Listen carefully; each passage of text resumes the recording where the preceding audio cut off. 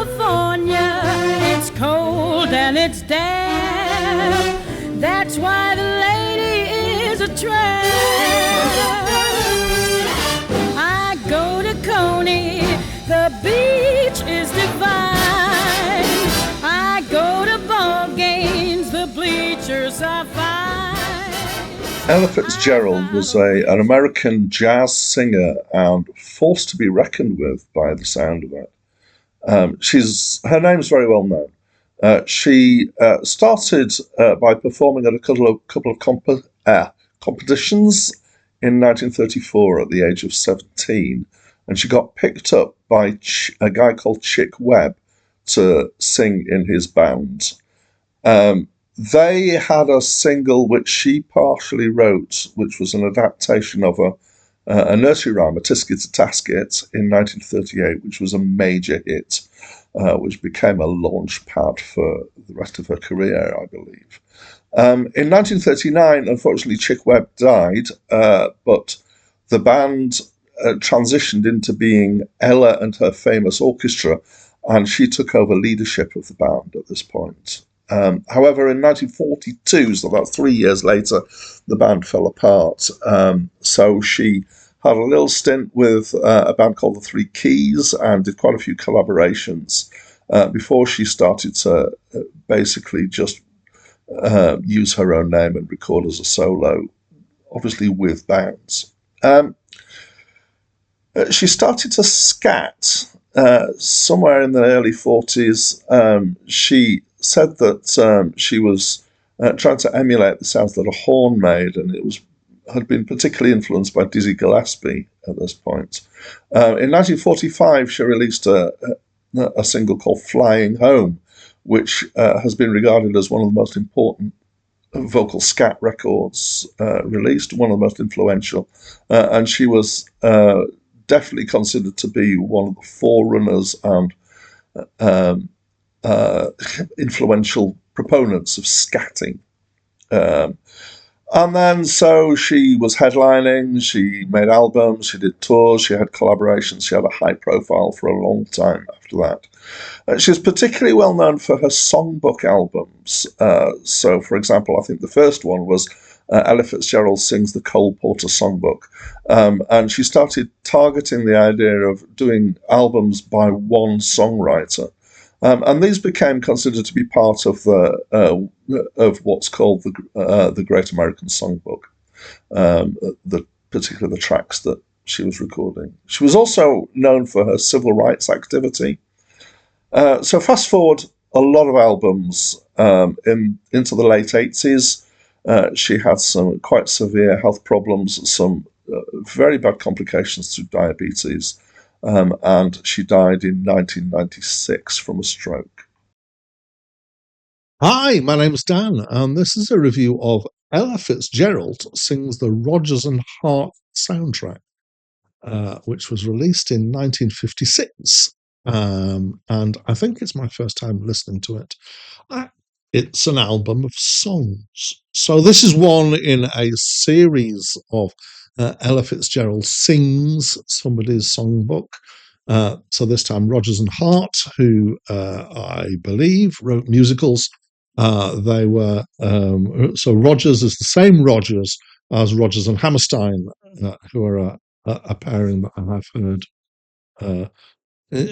heard more of or heard about more, I think. It's a double album, and it's nearly 2 hours of music. There are 34 songs on this album.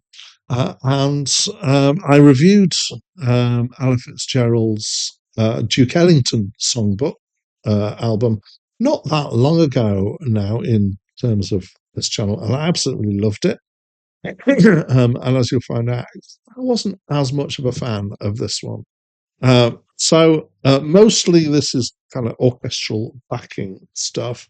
My go-to for seeing what other people have said about genres are Wikipedia and Acclaimed Music, who made this list. They did genre designations for all the albums. They've said standards, vocal jazz for this. And I'm going to challenge the jazz on that because I would say most of this is more what's sometimes known as Baroque pop. It's kind of orchestral back pop. Some of them are jazzy, but I would say that that's in the minority. I would say maybe we're talking about 25%. Yeah, I've not done a count. I've not done a kind of full check through. If you want to do that, feel free and then let me know in the comments. So Ella she's an incredible singer. She really is amazing, or was. She's versatile and has great expression. She's able to be happy. She's able to be melancholy.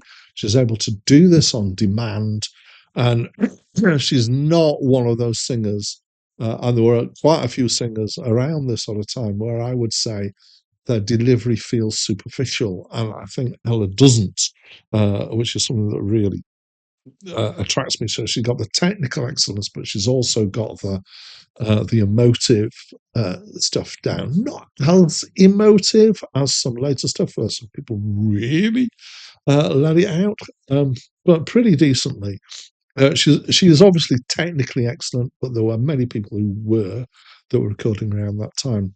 So why don't I like it as much? Well, this comes down to the songs, I'm afraid, and the arrangements. So there are a few songs that I knew here, a huge number. Blue Moon, Bewitched, Bothered and Bewildered, which is probably my favourite track on the album. My Funny Valentine, The Lady is a Tramp. Many of the arrangements are slushy and soupy in a way that's just too much for me. It's piling on this marzipan of strings to make it really sweet. My first time I've used this phrase, it just popped into my head. The marzipan of strings. The songs are mostly romantic songs or comic songs. As I said, Bewitched, Bothered and Bewildered is probably my favourite. That's actually done quite tenderly. And the arrangement for that, for me, is better than many of them. Of the songs that I didn't know that had an impact on me, 10 Cents a Dance is quite a poignant song. I liked that. Johnny One Note is fun. I enjoyed that. And To Keep My Love Alive is, you wouldn't know it from the title of it. It's wickedly fun. I enjoyed that as a track and the writing. The rest of them, actually, I would say I can take or leave. Mostly leave, to be honest. I'm just not that bothered by them. So I feel that this is a bit sad, given how much I love the Duke Ellington Songbook album. And I would say that this was only positively good in small patches. And I would say that that was about 25%. And that doesn't align strictly with the 25% that are jazz either. So really, the problem for me for this album is slushy songs with slushy arrangements.